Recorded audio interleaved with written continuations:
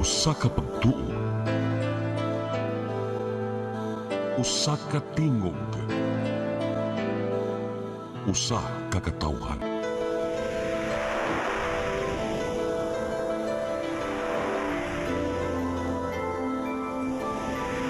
Cebu Catholic Television Network.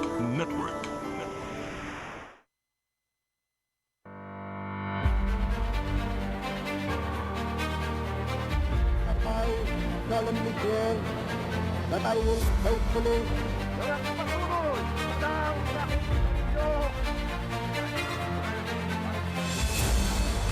in a prosperous and free democracy could be built in the Philippines upon the ruins of war, prestige of America, and the American way of life. Más hermosa lección de diplomacia. All this kindness, all this courtesy.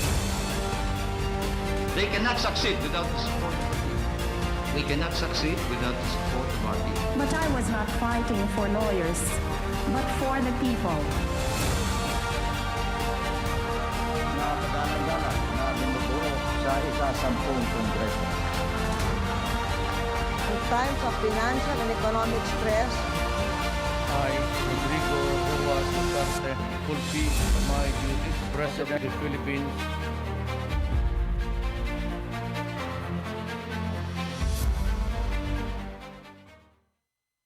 Maayong gabi sa tanang nagtanaw sa atong programang Politics and Beyond. Ako si Eric Espina ug sa sunod na pod natong munay gitawag og kaning atong hunat na pod kay atong tukyo ng kabahin sa mga unsay mga panghitabo sa atong nasod apilon sa nato ang atong pinanggang probinsya sa Cebu.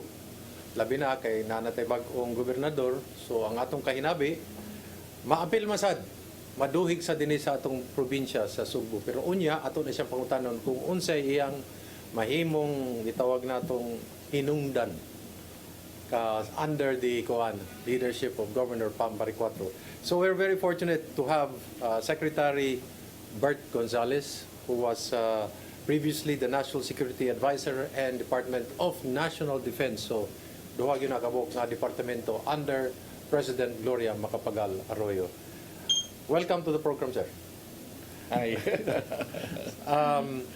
Hindi natin pwedeng iwasan, sir, no? Kasi talagang nandyan yan sa gitna ng usapin, no? Pambansang hapag. Yung nangyayari ngayon sa impeachment. So, hindi ko ang tao naguguluhan o lalong gumugulo. Ano po tingin niyo dito sa impeachment po? Kasi mukhang maitutuloy kaya, maitatawid itong Hulyo? O dapat wag ituloy? Ano ba dapat nating pananaw dito para lalo nating maunawaan? Well, ako kasi, matuloy, hindi matuloy, no? Ma-convict, hindi ma-convict. Hindi yan ang essence niya eh. Okay. Kasi dahil I think malinaw naman, this is a political exercise. Partisan political exercise. No? At talaga namang ang target talaga ay to eliminate the potential competition pagdating ng election sa 2028. Eh lalo ngayon kasi nare-reinforce pa to na ang mga survey talagang frontrunner si Vice President. So yung mga nag-aambisyon na maging presidente sa 2028, and I know that there are some senators who would probably aspire to be president. Yeah, this is a very good opportunity na mawala na yung kalaban mo. Hindi pa ba nagsisimula yung laban, nawala na. Oo. Kaya yan ang reason bakit ganyan ka-intense yung process na hinaharap natin tungkol sa impeachment. It's a partisan political maneuver. Kaya talagang hindi nila papansinin kahit ano yan. No? Kaya, at the same time man, yung situation has evolved in such a manner na matuloy, hindi matuloy, may damage eh. Okay. For both parties. No? Kung nag-aaway man na dalawang kampo yan, o several camps, may damage talaga. Kaya ako, lagi ko na lang sinasabi, pag-aralan nyo na lang yung nangyari sa impeachment of Chief Justice Corona. Essentially, ganoon din ang mangyayari dyan kasi noong panahon ni Chief Justice Corona, yun ang hindi pa man nagsisimula impeachment, na-decision na ng Senado? na Convicted? kailangan ito makonvict. Okay. May decision.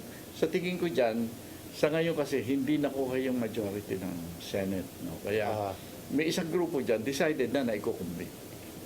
Okay. So, ang dami pong tanong na pwede kong simulan dito, no? Kasi nabanggit nyo yung partisan, tapos yung damage sa dalawang mga partido, posibleng yung damage din sa sambayanan. Pero simulan po natin sa lower house. Nabanggit nyo kanina, may mga senador na gustong magpresidente. Sa lower house na inatasan ng ating saligang batas na mag-initiate, mag-file, and then refer to the Senate, IFR yan, meron bang gustong magpresidente rin sa lower house? Palagay ko. Palagay ko naman. Meron talaga? Oo, At naniniwala siya magiging presidente siya? Hindi, alam mo kasi, depende kasi yan yung appreciation, how do you become a president? How do you win the election towards the presidency? May mga nag-iisip na maniobra like controlling the cheating process o kaya dami ng pera o kaya magandang propaganda. Maraming kasi ibang-iba na yung tools ng election natin ngayon. Hindi na yung about the sentiment of the people o gusto ka ba ng taong bayan o maganda ba yung ginagawa mo in your present office. Wala na yun para bang sinasabi nyo, kung makakaisa, talagang mag-iisa talaga, ganun ba yun? Pag-aaralan yan Pinag-aaralan mabuti yan. Learning from the last election, for example. Kaya yan ang very, very sad na nangyayari sa bayan natin. Pati nga yung impeachment process is a very serious and very essential to democracy. The impeachment process. Pero sa nakikita natin nangyari, filing pa lang, alam mo na iba ang intensyon. Yung mga congressman na pumirma po, dahil napakadami nila, sa pagkaalam ninyo, talagang naniniwala sila sa pinipirmahan nila? Or sumasang-ayon lamang sila sa Agos? Ito naman bali-balita lang. Marami nga hindi binasa yung impeachment papers. Basta pumirma na lang? Nagmamadali kasi kung hindi ka pipirma, may mawawala sa iyo. May mawawala sa iyo. Oo. Yun ang naging, ito parang hindi na to chismis. Kasi marami mga congressman na nag-explain sa kanilang constituency. Then may mga certain areas of the country sila, bakit ka naman sumali dyan? Kasi sa congressman, kung hindi naman ako sasali, kayo mawawalan. Yes. Kasi there are certain benefits na attached to the signature sa paggawa ng impeachment. So is this impeachment process really about accountability or is it about ambition? If that's the case, and then of course it's partisan. It's really about eliminating. Alam mo, ito na ngayon, this is a new item na dinadagdag sa ating electoral contest. Abay, kung kaya mong through what is available, batas, kaso, proseso ng investigation, demonization. Isinasama na nila ngayon yan sa formula ng how to win elections. So you eliminate the enemy as early as possible and you use whatever is available. The other thing here that we are hearing is that part of the impeachment intent, and this is not from me, this is what I'm hearing, is that there is a faction that believes that this impeachment process is towards a vision of wanting to stay longer in power. Isa na yan. Kasi alam mo kasi kung talagang hihimayin mo yung mga issues na inilagay mo sa petition for impeachment. For example, bakit yung confidential at intelligence fund ni Vice President ang ipopokus mo? Kasi dapat na kung talagang interesado ka sa abuso when it comes to intelligence and confidential fund, ang i-hearing mo yung confidential fund at saka intelligence fund per se. In general, generic. Ibig sabihin, katakot-takot ang i-imbestigahan mo lahat. Yes. Kasi hindi lang naman si Vice President ang may intelligence fund at confidential fund. Halos lahat ng ahensya. O kung talagang gusto nyo makita, kunyari, sabi nyo na mukhang inaabuso ang confidential at intelligence fund. Why will you say that only the Vice President is abusing it? When everybody knows, Everybody is accountable with the intelligence and confidential yung funds. proseso ang tignan. Yes. Baka nga gumanda eh. Oo. Kung talagang Dapat may batas na ilabas no dito. Now, with respect to the use of confidential and intelligence fund, which will also mean that yung accounting procedure Yes, yes. na ginagawa ng Kongreso ay titingnan din. Kasi Yes, yes. ginagamit nila yung proseso ng confidential fund sa pag-account ng kanilang sariling mga... With that being said, 2 points. Baka may magsabi na, no, we're going to use the Vice President as the poster girl or poster boy. Why intelligence funds and confidential funds should never be abused. Or the other is, if we try everybody, we investigate everybody, baka walang matira sa gobyerno naman natin. So, sa tingin nyo, which one is which? Kaya nga ito ang nangyayari sa politika, talagang focus Sa BP, no? Sa isang pamilya. Okay. Gustong ganonin eh. So, hindi lang si BP, but yung pamilya mismo. Makikita natin yan eh. Aha. Kaya tuloy, ang nangyayari sa atin, ang dami-daming mga importanteng issue Yes. na kailangan tinitingnan ng ating mga leaders, political leaders. Pero nakapokus tayo sa away Aha. na talaga bang, ang lumalabas tuloy, parang ang politika natin ay nakapokus sa away ng pamilya. Which I think is not necessarily so. Aha. Aha. Kaya lang yun ang lumalabas kasi nakapokus lahat sa yung impeachment. Yan ang parang perception na lumalabas sa ating body politics. Is it cultural because we have this sabong mentality? Na parang gusto natin nakikita yung labanan, tignan natin bukas sino mananalo, sinong hindi naman siguro, no? Alam mo kasi, marami din naman tayong naranasan ng mga elections eh. Ito pinaka-grabe.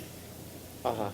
Ito, to me, I will consider this as the dirtiest Aha. ever. Baka naman may dirty pa sa susunod. Pero as of now, in the practice of partisan politics, This is the new normal. mukhang yan. Kaya pagka ganyan, ay talagang wala na tayong pag-asa. And then in the next succeeding years, I hope it doesn't happen, it will be a new abnormal. Parang ganyan. Kaya nga, you know, the way things are proceeding, no? Ito kumbaga sinabi natin na ang corruption sa Pilipinas, ito lang pinakamalupa.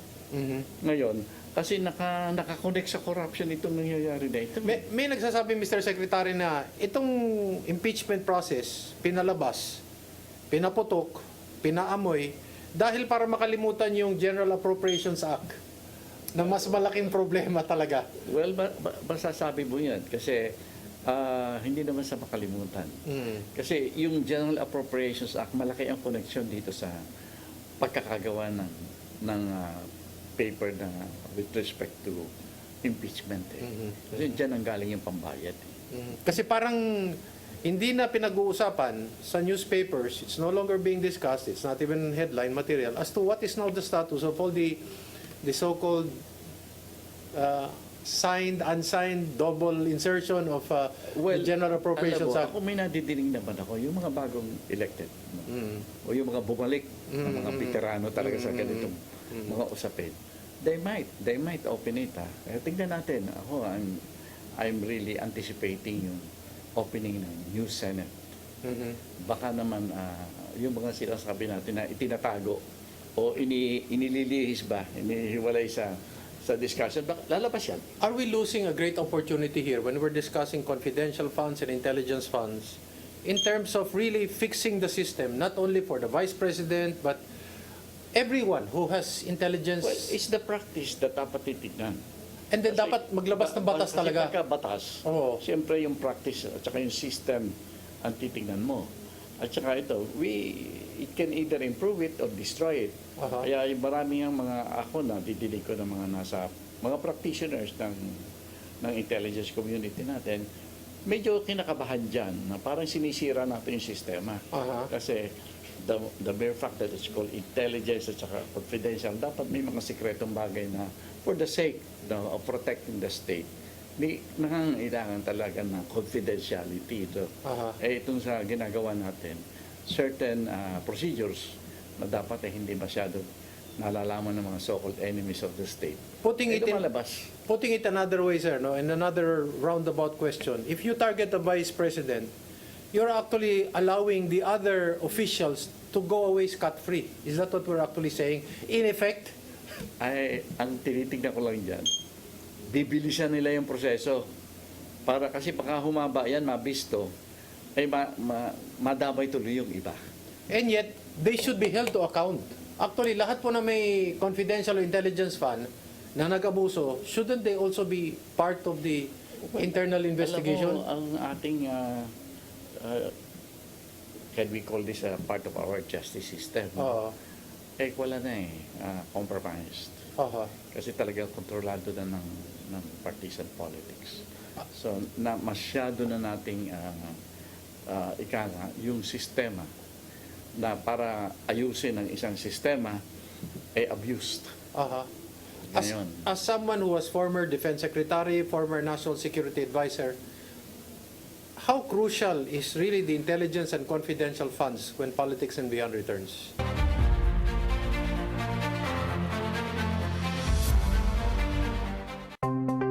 Discover the beauty of the Philippines.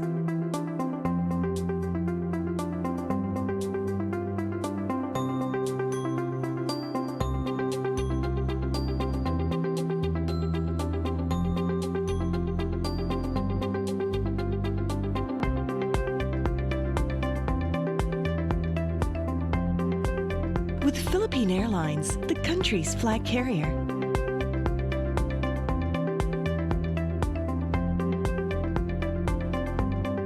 The airline that lets you feel the warmth of the nation.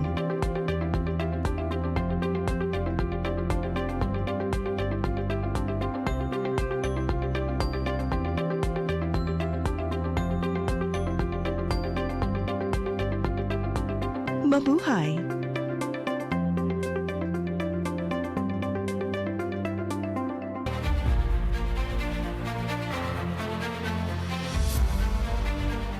Balik sa akong programa Politics and Beyond, ni Adinhi mismo, si Secretary Bert Gonzales, o atong gituki ang kabahin sa impeachment. Ug napay ubang mga akong gipambutang dinhin, no?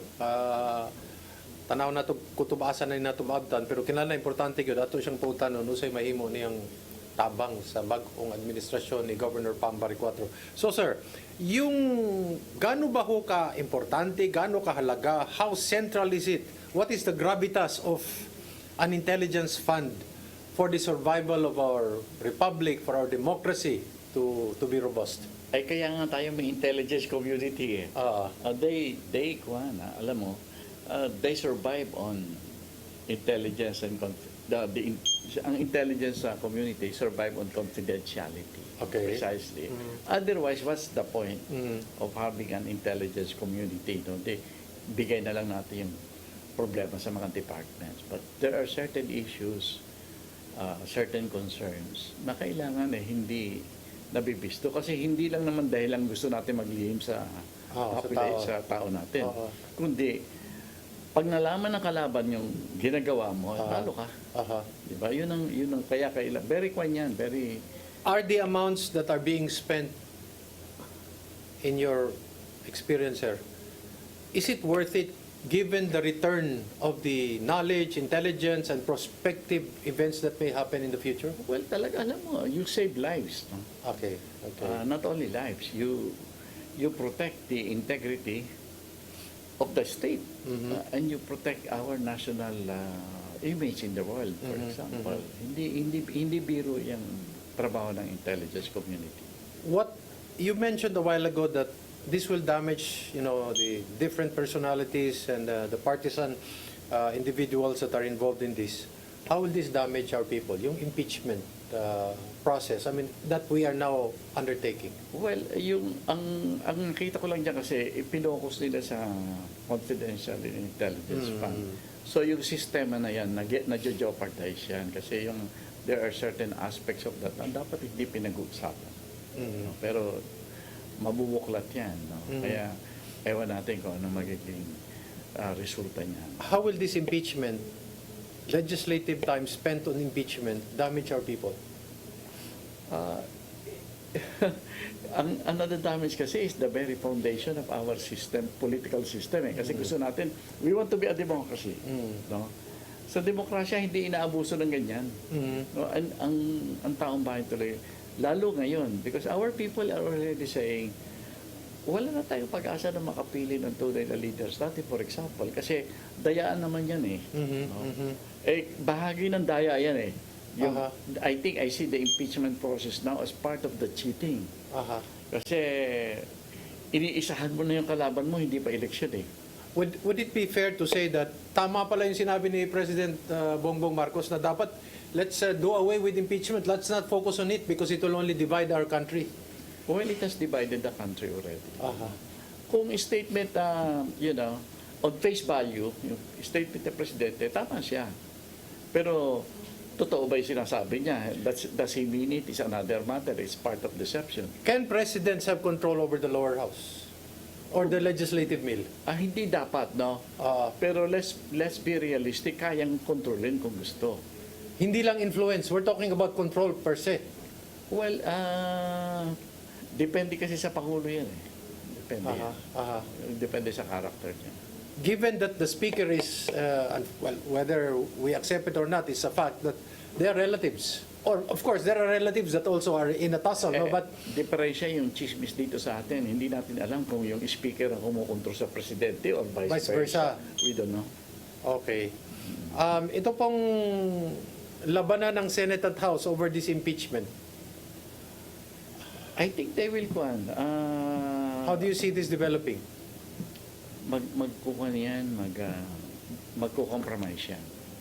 Because there are elements in the House and elements in the Senate that are of the same objective when it comes to impeachment. So they will magkakaroon ng mga deals yan.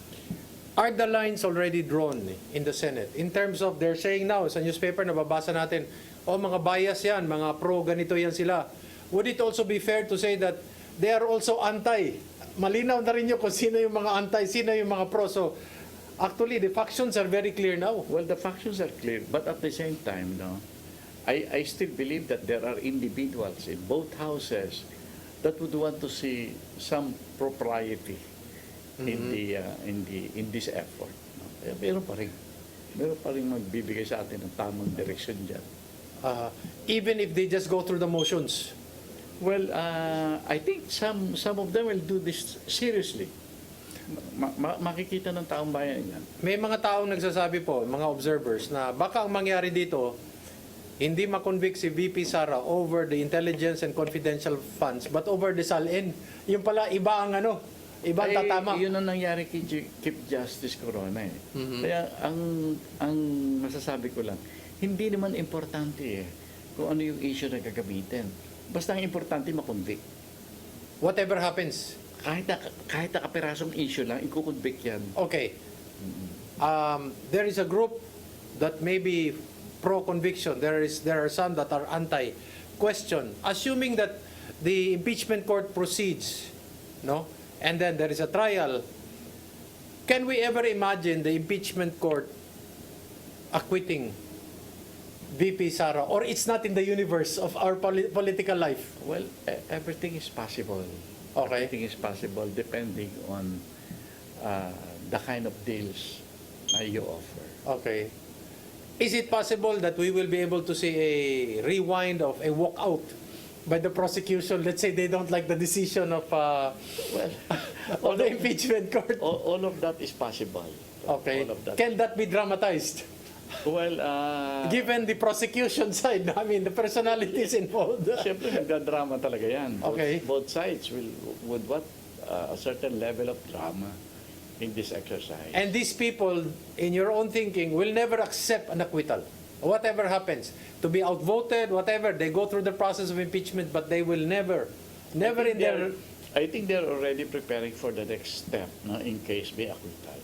They want a trial on the streets. Would that be a fair statement? Well, they will try to do that, and also they will demonize the Vice President. Which they're doing now. And they're starting. Okay. So, what will happen is that it will not be VP Sara, or it will be VP Sara that will be put on trial on the streets, Parliament of the streets, Court of the streets. Kung nila, ang iniisip nila, magkakaroon sila ng parang People's Court to try the Vice President publicly. as well as those that voted to acquit her? Would that be fair? Because the Senate will now be the one Alam mo, on trial. Depende sa kwan yan eh. Depende sa magiging sentiment coming out of this. No? Titignan nila kung ano yung mas makaka, if you're aiming for a position in 2028, Okay. magiging popular ba ako dito?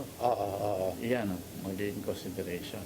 Not the process itself, but the private gain or the political gain that you can extract as much as possible from this process. Part of the demonization process, Mr. Secretary, is that's why there were pundits who observed and they predicted that they wanted to impeach the Vice President in order to remove her as an impeachable official, and so that ordinary cases can be filed against her, which right now are already being done actually, ahead of time. But was that the real intent, to impeach her and then eventually file criminal cases, ordinary? Tingin ko all of the above eh. Because they really want to neutralize her for 2028. Including sending her to the ICC? Why not? Why not? Why not? Nasa ano nila? Nasa orbit nila yan. Lahat yan. Kilala niyo yung mga tao na yan, kasi I know some of acquainted them. with that, no? I know And some that's of the way they operate. Yes. So, even if our country goes to a real impeachment process, of course, they're hoping there will be a conviction over the smallest item, but let's just assume that there will be an acquittal. They will never accept a decision made by the Senate impeachment court acquitting the Vice President. They will never accept the fact that the Vice President will be a major opponent in 2028. Ibababa yan. Kasi pwede din naman kung kunyari na-convict siya, so disqualified from office. But she can always endorse.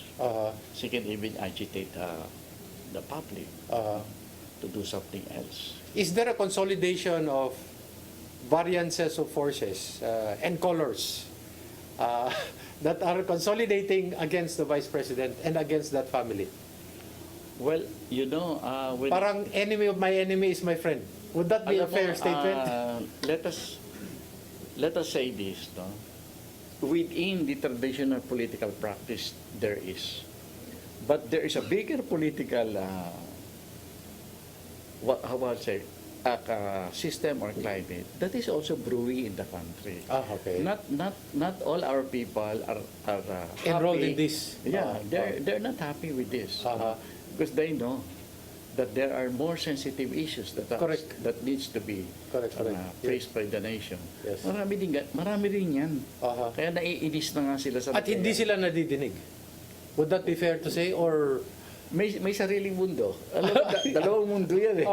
may pangatlo na hindi kasama doon sa dalawang yon. Kaya ganun yan eh. Kasi mas malaki ang tinitignan nila. Yeah, meron ganun. Okay. And I think both are becoming very serious, no? Yung mga traditional politicians, very serious sila dito sa impeachment. But yung mga nasa labas naman ng traditional politics, seryoso din. Can there be a third force? That's the survivability, the creation, the birth of a third force, which is neither one of both. Well, when you say third force kasi, parang third force on the traditional political exercise, no? Pero ang sinasabi ko to is another world, political world is really evolving in the country. Now whether it will overshadow the traditional political system is something that we can observe. Tingnan natin kasi iba yan eh. Iba yung pinoporso ng bagong itong grupo na to eh, na nakikita kong evolving country.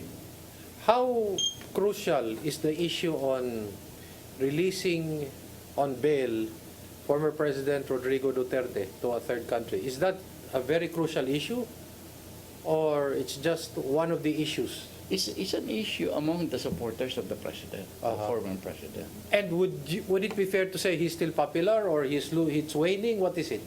Well, the popularity is still there. Okay.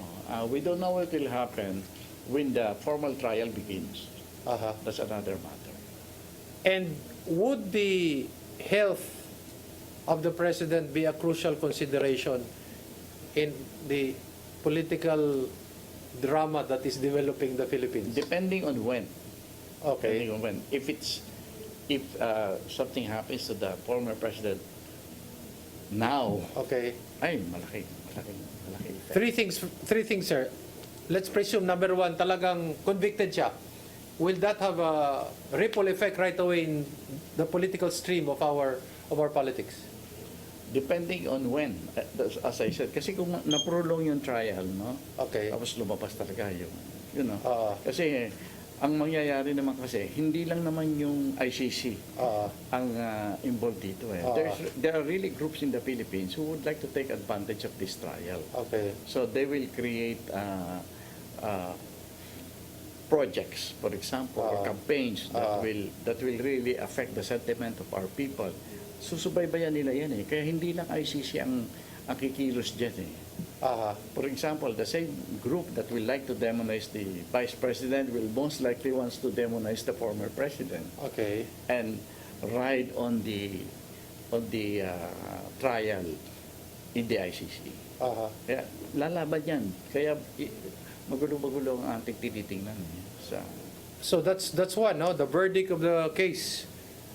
The health, if it improves or deteriorates, will also be felt domestically here. Oh yes. Oh yes. And if anything worse than that happens, that's a blank check for 2028. Oh yeah. Kasi yung mga nangyari, Okay. ready na sila Marojas, etc. on the last election. Biglang namatay si Cory. What happens? May biglang sumulpot na kandidato na talagang hindi mo kayang talunin because of the sentiment over Cory. That's a parallel that we can look into. I'll ask you a question, sir, no? Because you're very close to the former president, former Gloria Macapagal Arroyo. She's part of Lakas. Maybe you can give us a hint what is her own thinking. We can peer into her brain and her calculus sa pagbabalik po ng ating politics and beyond.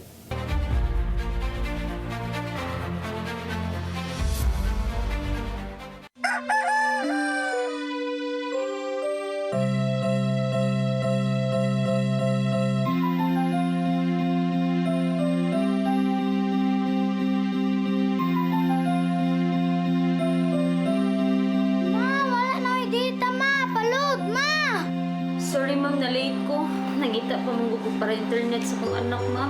Ay, wala na yung problema. Pag sinisibo. Sinisibo, sinisibo. For your internet connection. And for the signal of your cable TV. So fast and straight that transmission to your home. Sinisibo. Sinisibo, sinisibo. Offers you to have fiber optics. For your viewing experience, perfect and clear so fast. So great and affordable for you to enjoy. Sinisibo. Sinisibo Television Network Incorporated offers fiber to the home broadband internet bundled with fiber to the home cable TV connection. Sinisibo Television Network Incorporated with its operation in Metro Cebu and the whole province of Cebu soon. And affordable for you to enjoy. Sinisibo. Ito ang programa kung saan magko-collaborate ang ating mga ozone doctors para ibahagi ang kanilang kaalamang medikal. I believe with all my heart that the Lord is allowing us to understand that He's the one who are extending this life and we have to really take care of our body. Yes. Matag episode, among ipaambit ninyo ang mga healing testimonies. Everyday, pagising mo, iisip ko kung ilang taon na lang yung atagal ko, yung ganun.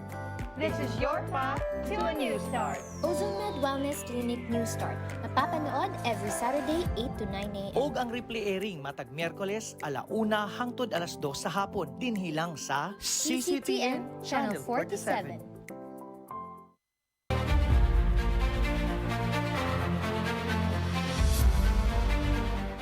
You're back with us in Politics and Beyond. We're still talking to Secretary Bert Gonzales, our in-house political expert sa CCTN. Nakakausap niyo po si President GMA. I'm sure on an intimate basis. Minsan nagpapalipad siya ng hangin siguro.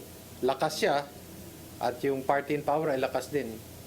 Wala ho ba siyang mga pananaw na kakaiba sa daloy ng ilog na ito? I think sa pagkakakilala ko sa former president GMA,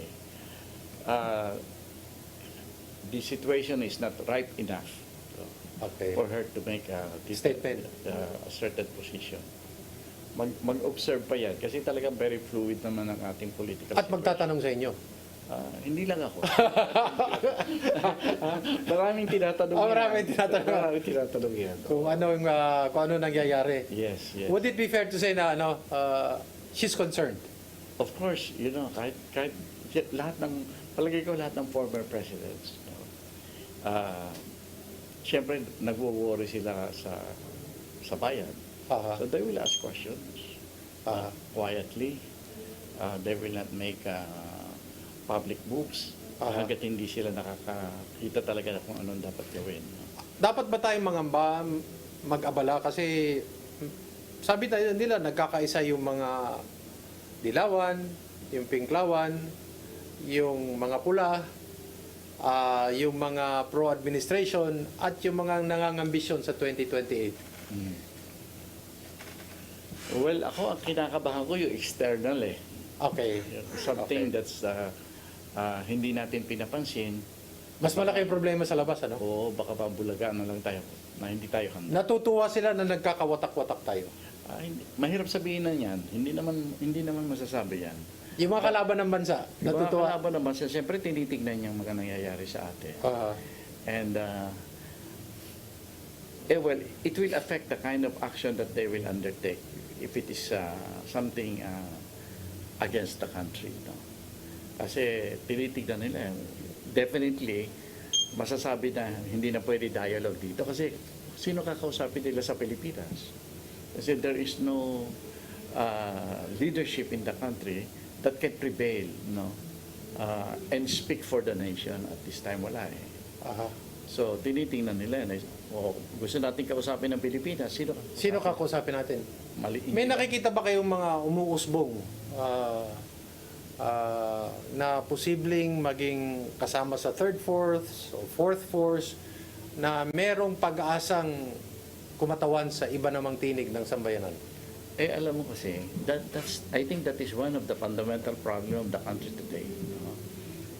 Sobrang magulo, walang ascendant eh. Okay. Walang ascendant leadership eh. Kasi kunyari, si Vice President, she's the constitutional successor of the President. Yes. Kung gusto mong tanggalin ng Presidente, under normal conditions, it should be the Vice President. Pero may hati ang bansa eh. Sa tingin ko, na hindi universal yung acceptable. Bagamat leading siya sa percent na supporter, ay titignan naman yan. Bakit ba ganun kataas ang rating ni Vice President? Okay. Is it because Mindanao and probably parts of the Visayas? How about in Luzon? You have to look across the whole country to see whether the acceptability or the popularity of the Vice President is universal in the country. Ako ang tingin ko hindi universal at this time. You mentioned the word demonization. That is going to be expected in the coming months. Yes. Against the Vice President. Yes. This demonization is a two-way street because alam niyo po, sinisiraan din si President Bongbong Marcos. There is also a demonization process, no? But of a different kind. Ito naman, iba naman. But the two highest leaders of the land are being demonized. I think yung part of the group that demonizes both sides wants them to be demonized, both of them. So that sila ang umakyat? Silang umakyat. Ganun na nangyari siya, kaya nga walang talaga. Sumasakay sila? May nag-ambisyon dyan eh. Kaya ang problema nga natin, hindi tuloy makagawa ng common. Yung ating taong bayan, hindi sila makakuha ng leader na pwede pagtiwalaan ng lahat. Wala pa yan. This brings me to the point now. Pam Baricuatro, newly elected Governor of Cebu. You are front, behind her also. What will be the role of Norberto Gonzales under a Governor Pam Baricuatro? Ako, what I have expressed is my, kasi na-impress ako sa nangyari sa Cebu. No? Yes, yes. Na talagang parang nagkaroon ng mini people power. Dito sa Cebu? Dito sa Cebu. And that's important. No? And sabi, meron palang particular region in the country na kaya pang maggawa ng ganong sentiment. That is very encouraging. Kaya medyo pabor yung attitude mo towards Cebu. So what has happened is that I have expressed my interest in offering my services and my help for Cebu. Yes. No? Dahil sa nangyari. Yes, yes. I have admired the people of Cebu. Kaya siyempre, pwede kang tumulong dyan. Whether I can truly help, how effective is the assistance that I can offer. Hindi pa natin alam kasi hanggat hindi nakaupo si Governor yung ating new governor, makita mo yung equation ng mga political forces sa Cebu, yun, hindi pa tayo sigurado. Kaya ako, I'm appealing to friends in Cebu who could probably exert certain influence in rationalizing the potential problem in Cebu politics. You should join forces and really help the newly elected governor. Ay ako, outsider ako eh. No more. You're already insider now. Alam mo, very important kasi yung nangyari sa Cebu, once in a lifetime yan. Hindi na yan maulit. No? Yes. That there is such a determination in the part of the Cebuanos to really see some changes in Cebu. Ganda yan. No? Huwag sana papayaan kasi it can be destroyed. We have to nurture this kind of political involvement. Tapos kalimutan na muna natin yung mga minor differences. No? Yun ang first thing na tutulong ako. No?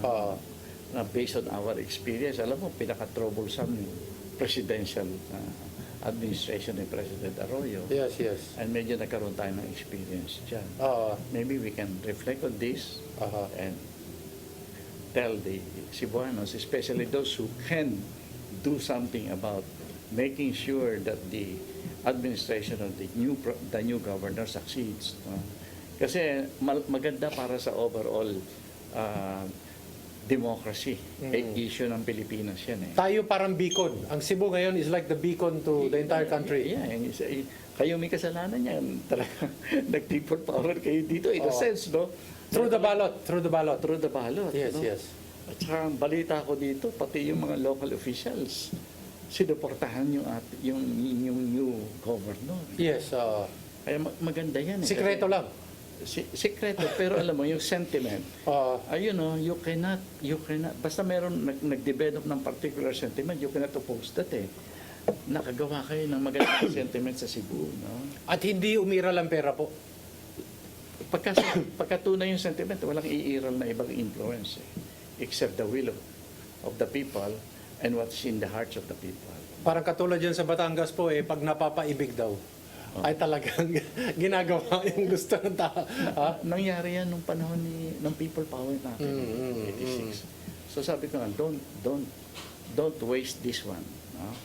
It could bring Cebu into new heights. Yun, lalo with the impending 2028 election. Oh yeah, alam mo, malaking effect yan. Sana, kasi kung ma-spread yung nangyari sa Cebu, then siguro mapipressure yung mga mandadaya sa election sa 2020 na medyo mag-isip. No? Uy, there's a limit to cheating. There's a limit to incumbency. Di ba? Mga ganyan yan eh. Akala mo hindi ka matatalo pero matatalo ka, di ba? Pwedeng matalo.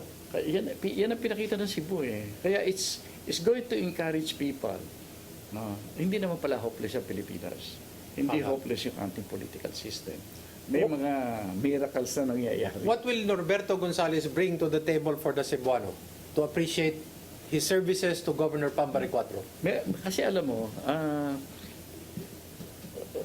nung kumakandidato ako, ang gusto ko talaga mangyari, First World Philippines. Okay, yes. Maring, kasi hindi naman ako naging presidente, so I cannot really influence the whole nation. But nakita ko nung nangyari sa Cebu, it is possible that certain regions or provinces of a country can begin to aspire to become first world. Yun ang ako medyo iko-contribute other than kasi ang reputasyon ko security, peace and Pero order. tutulong din kayo siyempre sa security at national security at political as a political advisor din. Yan given yan, no? Pero medyo magbubuluntir ako in kasi titingnan natin ang Cebu with that kind of sentiment that was generated during the last election. Yun ang pinaka-importanting item when you want to change society. Meron sa Cebu. Fertile po ang ground. Fertile ang ground Very fertile. Para maging first world. And what would that mean to Cebu? When you talk of first world, ang una mong titignan dyan is reducing the poverty incidence in the province. Yes. Tapos yung educational system, titignan mo na mabuti yan. Yes. Yung health, yung food security. Yes. These are important items, no, na magiging basis, no, whether a particular geographic area is first world or not. No? Ang maganda po sa inyo dahil cabinet secretary kayo, dalawang departments. Merong isa sa food security, si Secretary Manny Piñol, kinuha niya. Tatlo kaming secretary. And then Ace Durano. Yeah, these are formidable individuals. Kaya sabi ko ba, ganda naman talaga ang nangyayari sa Cebu. Kaya ako, I'm proud that I will be part of this. So, subukan natin. Mag-uusap kami tatlong former cabinet members. Sa economics po, baka may gusto kayong Meron ako naisip. Sino? Ako naisip. Kasi alam mo kasi, importante, kung tatanggalin mo lang ang corruption. Yes. Tapos, pag tinanggal mo ang corruption, malaking bagay na yan sa... Kailangan kasi payamanin mo ang Cebu. Yes. As a government. Yung government ang Cebu, payayamanin mo dyan, hindi individual Cebuanos. Yes. Of course, malaya yung mga mayayaman dito na magpayaman. Negosyo, yes. But very important, na itaas mo yung wealth ng sovereign wealth, hindi natin matatawag sovereign kasi yung wealth ng Cebu, itaas mo so that you can devote more resources to the fundamentals of a first world effort, no? So, apat yun, tinitingnan ko yan. Naghahanap talaga ako na economic czar. Not necessarily economic czar, and somebody who understands economics and who can really contribute in giving ideas as to how you will uplift the economy of the government of Cebu. Cabinet member din ito? O former governor? Tinitingnan ko several former cabinet members. Okay. Basta yung magaling sa economics kasi yung kailangan yan eh. Pwedeng estudyante ni President Gloria. Ikaw naman. Medyo tinitingnan natin yung... Ako naman kasi, I will admit. But of course... Hindi, magaling din naman talaga yung tao niyan. I would admit na siyempre ang lalapitan ko, yung within the mga kilala, siyempre, makilala nyo. Kaibigan, measured mo ang competence, di ba? Yun ang titingnan natin. Kasi very important na merong deliberate effort to increase yung hawak na resources ng province. Capitalization ng capitalization. Sabi ko nga, to the point that, because ito, hindi ko pa alam, opposition province ba ang Cebu o hindi? Kapag naging opposition province ka, there is danger that you will get less from the national. Yes. Ang titignan mo ngayon yan, kung talagang determined na maging opposition province, for example, ang Cebu, kaya ba ng Cebu na iayos yung kanilang revenue? Kaya para habang binabawasan from the national on its own. Yung binabanggit ninyong posibleng economic na advisor, yan din yung nagsabi na maganda magkaroon ng train from Bicol to Manila. Hindi ko pa alam kasi magaling magsalita yan tungkol sa dapat magkaroon talaga ng train. Kasi alam mo, ito nagsisimula pa lamang. Kaya, wag mo muna ipilit yung mga pangalan, baka umayaw eh. Kasi nabanggit ko lang po yun. Kasi alam niyo po, dito sa Cebu, dati meron talagang train. From Danao to Karkar. Isa yan sa... Argao to Kuan. Yan ang gusto ko makita sa Cebu. A train system. Yes. From point to point. Yes. Yan ang ganda nun. Yan ang pinakamaganda dyan. Both cargo and passenger. Yes, no? yes. Napakaganda yan sa Cebu. Okay. Things like that. But those are dreams yet. Kaya ang gagawin lang natin, pera lang yan, pera lang. Experts muna. Let's get the experts together. Ako, yun tutulong ako sa pag-gather ng mga real experts. Yung mga experts na hindi nagyayabang. Okay. Yung nagtatrabaho. Yan. Yan lang naman ang maipapangako kasi expertise is very important in all angles of making a province first world. Alam niyo po, kung mga ganong kalibre ninyo ang tutulong sa Cebu, we are not going to run this like a province. We'll run it like a country. And yung first world na sinasabi ninyo, magkakatotoo. Maybe you run it as a state. Like a state, A future state.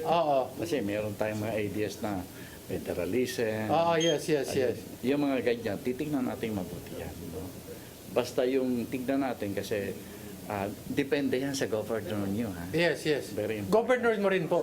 Of course. Kasi siyempre kasama ka. Of course, kasi depende sa kanya yan. Kasi alam mo, siyempre bawat leader may kanya-kanya. Gusto gawin yan. Willing ba? Ako makakatulong lang ako kung willing na ang political leadership ng Cebu are prepared to work as a group or a team. Teamwork ang kailangan dito. Hindi kaya na isang tao to eh. Tatanungin ko po kayo, kasi nakipagkita po si Governor Pam Baricuatro kay President GMA. Bakit po at ano pong napag-usapan?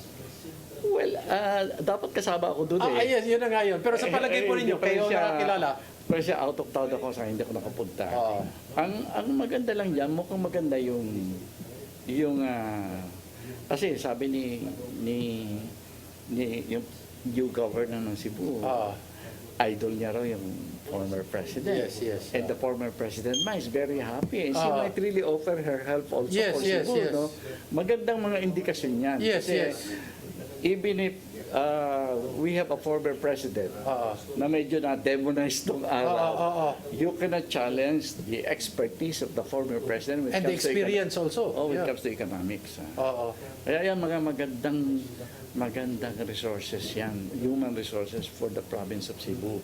And what I can really assure Cebu, so far sa nakikita ko, yung may mga intention na tulungan ng Cebu, wala talagang hidden agenda. Gusto lang makatulong. Tsaka matatanda na kami. yung sinasabi niyo pong na-demonize si President GMA, like ano pong mga bagay na gusto niyong ipaalam sa Cebuano na dapat hindi siya ang may kasalanan? Kung gusto niyo lang, ha? Saka na. Na lumalabas parang siya may kasalanan, pero iba talaga. But that will surface in time. Kasi lalabas siya eh. Lalabas siya. So in time lalabas siya. Mga ganyan. So we will see. Ang importante lang, ang ganda dahil sa nangyari sa Cebu, may mga certain individuals who can truly assist in the development of the province, na ang positive yung kanilang pagtingin sa Cebu. They would want to help. Maganda yan. Sana ma-appreciate. Kasi may mga leaders tayo na pag tinutulungan mo, titignan, ano kaya ang agenda nito? Ako, nakikita ko there are individuals na wala agenda. Except, gusto lang tumulong. Gusto lang tumulong at magsaksi ng Cebu. Yun lang. Nakikita ko yan. Sa palagay po ninyo, with the last 2 minutes, kasi kayo po ang magaling sa security, magaling po kayo sa national security, siyempre sa politika din, kasi kayo po nakapagpapayo kay President GMA. Ano pa po ibang mga bagay na kailangan tutukan niya? Siguro healthcare? At paano niya kaya gagawin yun para magkaroon ng number 1 healthcare ng Cebu? I do not want to preempt yung masasabihin ng ating new governor. Governor, yes. What I can say is that yung issue na pinili niya, tamang-tama. It will really do a lot of good for the people of Cebu. So kailangan dyan cooperation. I do not want to preempt her. Yes. But dahil na medyo na-brief na tayo kung ano yung mga gusto nilang mangyari, ay sisimulan na rin mag-isip-isip din. Learn from the experiences, for example, of the 10 years of the presidency of the President GMA. Marami kaming experiences dyan, mga programs na pwedeng i-introduce. We will recommend them for Cebu. Well, with that, that ends the 1-hour interview po, and we're very fortunate to have again Secretary Bert Gonzales dahil kahit pa paano po naitutulak natin yung madilim ng mga laylayan at makikita natin na meron palang pag-asa pa na natitira para sa bansa natin. At may mga aninong dapat natin makita at mailawan. At ika-clarify po niya yan sa pagbabalik niya kung ano yung mga nasabi tungkol kay GMA na hindi siya may kasalanan dito sa Cebu. Ikaw talaga. Diba? Importante po yun kasi hindi alam ng mga Cebuano. So we'd like to thank Secretary Bert Gonzales, sir. Marami pong salamat at marami pong nag-appreciate po talaga. Talagang gustong-gusto nila pag nandito ka kasi marami po kayong naibibigay, naipamumudmud. At pag naaambunan po ang tao ay lalong nakakapag-isip ng mas maliwanag ng mga pananaw at bawat hakbang po ay nagiging mas katakam-takam. Lalim ng Tagalog mo. So salamat po Secretary Bert Gonzales. This is Eric Espina saying good night, good evening, any part of the world or any part of the Philippines you're watching. Maibuntag kaninyong tanan, politics and beyond.